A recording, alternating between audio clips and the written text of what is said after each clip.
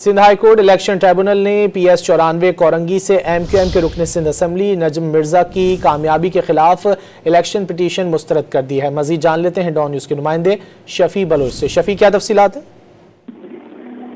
आज PS 94 Korangi MQM के रुकन सिंध असम्बली नजम मिर्जा की कामयाबी के खिलाफ जो है वो इलेक्शन पिटीशन पर समाप्त हुई। इलेक्शन ट्रिब्यूनल ने कामयाब उम्मीदवार के एतराजात मंजूर कर लिए।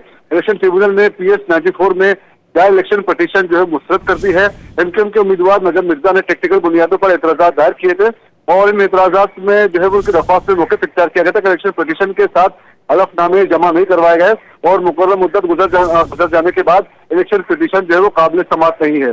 अदालत ने अपने मुख्तसर हुक्मनामे में कहा है कि ताखिर से हलफनामे जमा करवाने से इलेक्शन एक्ट की खिलाफ वर्जी को दुरुस्त नहीं किया जा सकता और इसके अलावा जो है वो MQM के पाकिस्तान के उम्मीदवार नजम मिर्जा की कामयाबी को PTI हिमायत याफ्ता उम्मीदवार अब्दुल कदीर ने जो है वो आज चैलेंज किया था। जी, बहुत शुक्रिया शफी बलोच इन तफसीलात के लिए।